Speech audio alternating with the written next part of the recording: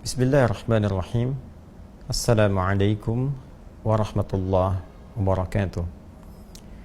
Alhamdulillahil qail alladzina idza asabathum musibah qalu inna lillahi wa inna ilaihi raji'un.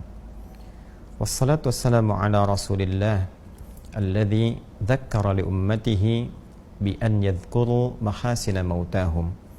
Wa sallallahu ala sayyidina Muhammad wa ala alihi wa sahbihi wa dhurriyyatihi wa ummatihi ajma'in wa ba'd.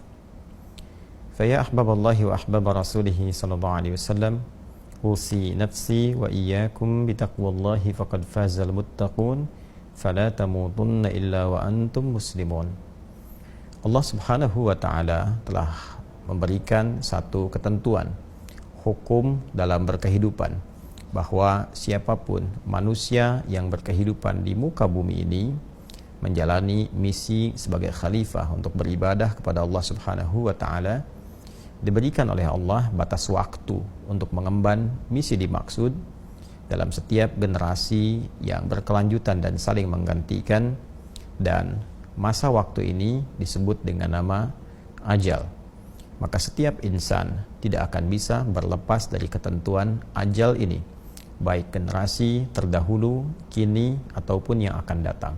Demikian Allah Subhanahu wa taala berfirman dalam Al-Qur'an surah ke-7 Al-A'raf ayat 34. Walikulli ummatin ajal fa idza jaa ajaluhum la yastakhiruna sa'atan wa la yastaqdimun.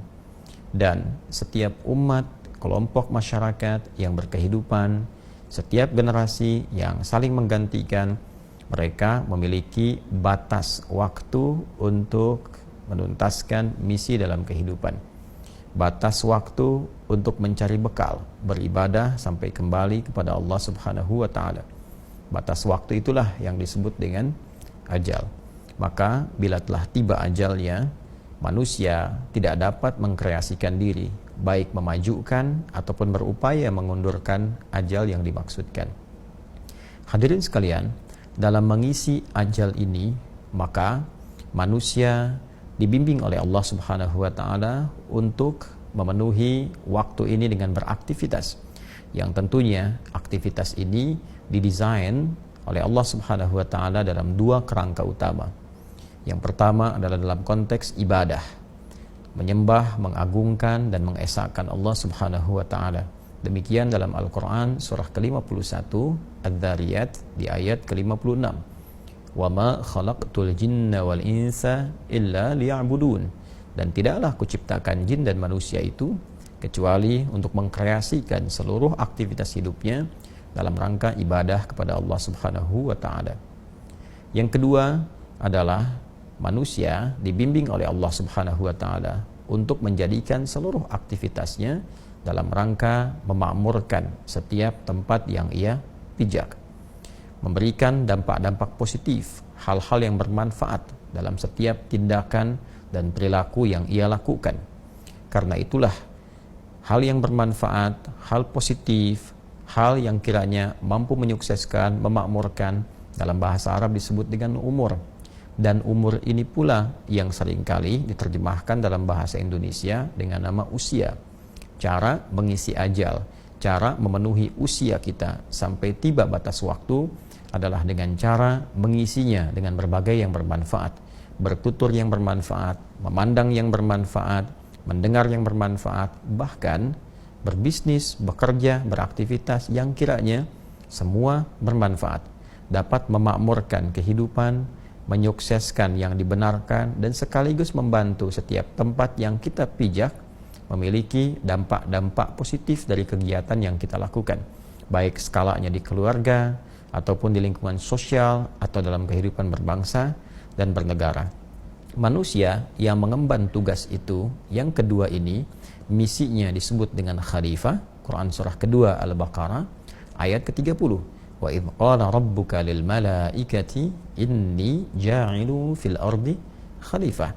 Dan ketika Muhammad SAW, Rabbu, berfirman kepada para malaikat dan menyampaikan kepada mereka bahwa Allah Subhanahu wa taala akan menugaskan manusia untuk menjadi khalifah di bumi, makhluk yang saling menggantikan antar generasi, yang diberikan tugas memakmurkan bumi, menyukseskan aktivitas sekaligus menghadirkan kegiatan yang banyak bermanfaat.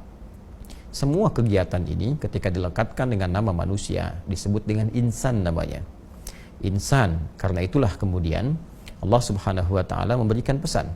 Manusia yang berkehidupan, beraktivitas disebut dengan insan, namun tidak mengisi waktu yang diberikan sampai ajal tiba dengan perbuatan-perbuatan baik yang bermanfaat, yang memakmurkan, itu disebut oleh Allah sebagai manusia yang rugi. Maka turunlah surah ke-103 untuk mengingatkan, wal 'asr innal insana lafi khusr illa alladhina amanu wa 'amilus shalihat wa tawasaw bil haqqi wa tawasaw bis sabr. Demi waktu, aku bersumpah, demi kesempatan, waktu, momentum yang aku berikan pada setiap hamba untuk beraktivitas. Sungguh, setiap manusia yang beraktivitas memanfaatkan waktu itu berpotensi ada yang rugi. Kecuali di antara mereka yang bebas dari kerugian itu adalah yang beriman kepada Allah, yakin bahwa dunia sementara. Dunia itu tempat bertugas. Dan dunia itu pasti akan ditinggalkan. Sepanjang bernama manusia, pasti meninggalkan dunia. Sepanjang bernama manusia, pasti akan kembali kepada Allah untuk mempertanggungjawabkan berbagai misi yang telah diemban. Orang-orang yang yakin dengan itu semua, lalu mengkreasikan sisa waktunya untuk beramal soleh. Dan dengan itu saling mengingatkan, saling share, watawasaw bil haq, dan bersabar menjalaninya, maka itulah orang yang terlepas dari kerugian. Hadirin sekalian, rangkaian ayat-ayat tadi mengingatkan pesan kepada kita bahwa setiap kita ini di dunia ini hanya membawa tugas, membawa misi besar. Imma itu untuk ibadah, mengesahkan, mengagungkan, berubudiyah kepada Allah Subhanahu wa taala. Karena itu kita salat, karena itu kita puasa, karena itu baca Al-Qur'an untuk mengimplementasikan keyakinan kita bahwa kita ini adalah seorang hamba yang punya tugas selama di dunia, mengesahkan, mengagungkan Allah Subhanahu wa taala. Saat yang bersamaan, kita juga beraktivitas. Ada yang bekerja, ada yang berbisnis, ada yang di dunia diplomasi, di birokrasi, ada yang mengajar dalam rangka menjadi khalifah di bumi, membawa segala hal yang bermanfaat, mengajar yang bermanfaat, bisnis yang benar, menghindari manipulasi, jauhi kecurangan. Segalanya kita coba tunjukkan dalam rangka menjalankan misi yang telah Allah amanahkan kepada kita semua. Tapi ayat itu juga mengingatkan bahwa pada saatnya ketika ajal tiba, selesai misi kita dan kita pasti akan berpulang. Jadi kepulangan kita adalah satu hal yang sangat niscaya dan sifatnya pasti. Jadi siapapun yang berpulang kepada Allah Subhanahu wa taala, boleh jadi saat ini Pak Mahfudin telah lebih dulu meninggalkan kita. Tapi kita pun mesti yakin bahwa esok lusa tiba waktunya kita untuk pulang. Tinggal pertanyaannya, bagaimana kemudian kita melihat diri, melihat cermin, melihat sekitaran kita, dari siapa yang pulang itu. Dan dari situ kita belajar untuk bisa meningkatkan kebaikan yang mungkin kita bisa lakukan dan mengoreksi kekurangan-kekurangan, kesalahan-kesalahan yang mungkin telah dilakukan. Sehingga ketika pulang, bekalnya bisa optimal. Semua amal dinilai baik oleh Allah Subhanahu wa ta'ala. Ini yang dimaksudkan Quran surah ke-67 di ayat yang kedua itu. Walladzi khalaqal mauta wal hayata liyabluwakum ayyukum ahsanu amala wa huwal azizul ghafur. Dialah Allah Subhanahu wa taala yang telah menetapkan kematian itu dan juga kehidupan sesungguhnya untuk menguji yang masih hidup agar mereka belajar dari proses kematian itu. Siapa yang wafat? Sekarang ada sosok yang meninggalkan kita. Coba lihat mereka. Boleh jadi yang lebih dulu meninggalkan kita itu amalannya begitu luar biasa. Terkadang dia beramal dalam kesunyian, tidak banyak berisiknya, tidak banyak viralnya. Dia mungkin tidak begitu populer di dunia, tapi penduduk langit begitu mengenalnya. Terkadang ada yang terlihat memotivasi, terlihat viral kisahnya, banyak diketahui, tapi semua sepakat bahwa mereka orang baik. Jangan-jangan orang-orang yang wafat mendahului kita dan kita tahu saat ini, kita mengenalnya, boleh jadi mereka itu telah meninggalkan berbagai legasi yang dinilai soleh oleh Allah Subhanahu wa ta'ala. Belajar dari itu. Bagaimana mereka bersedekah, bagaimana konsisten ibadah, salatnya, interaksi dengan Qur'annya. Liyabluwakum ayyukum ahsanu amala, untuk menguji engkau supaya engkau itu berpikir, engkau itu merenung bahwa engkau pun akan pulang. Boleh jadi Pak Mahfudin telah mendahului kita. Boleh jadi orang-orang lain mendahului kita. Ada ayah kita, ibu kita. Al-Quran menegaskan pada kita, besok itu kamu. Besok itu engkau. Lantas engkau harus mengoreksi diri, introspeksi. Kalau kamu pulang, bekal apa yang dibawa? Karena itu, selalu belajarlah dari orang-orang yang telah kembali kepada Allah dan mendahului kita. Ambil manfaat dari mereka. Pelajari kemuliaannya, kebaikan-kebaikannya. Liyabluwakum ayyukum ahsanu amala. Setelah itu kita buktikan kepada Allah untuk berubah. Tingkatkan amalan kita, tingkatkan ketakwaan kita. Minimal kita meneladani legasi kebaikan yang ditinggalkan oleh hamba-hamba Allah yang meninggalkan kita itu. Lebih dulu dibandingkan dengan kita. Pun demikian belajar dari kehidupan. Banyak orang soleh yang masih berkehidupan. Banyak orang baik yang masih berkehidupan. Atau belajar setidaknya dari orang-orang yang baru dilahirkan. Ya, walladzi khalaqal mauta wal haya, dan kehidupan. Ada orang yang baru dilahirkan, masih bersih, masih bening, banyak disayang-sayang, tidak banyak berbuat salah. Saat salah pun begitu cepat dimaafkan karena memang belum baligh, nalarnya belum sempurna. Ya, Allah memberikan pesan kepada kita, kamu itu lahirnya bersih, lahirnya baik, lahirnya penuh dengan kelembutan, kasih sayang, menyenangkan. Kenapa setelah dewasa, akal kamu matang kok menjadi keras, menjadi kasar, menjadi jauh dari kebaikan dan sebagainya? Introspeksi diri. Maka kehidupan, kematian mengajarkan kita pada hakikatnya untuk memperbaiki diri dan meningkatkan kualitas dalam berkehidupan. Ini yang pertama. Yang kedua, ini pesan penting dari Nabi SAW. Setiap insan yang sudah pasti akan meninggal, Nabi berpesan, siapkanlah bekal terbaik. Setidaknya sekalipun wafat, peluang-peluang transfer kebaikan itu masih tetap mengalir di alam barzakhnya.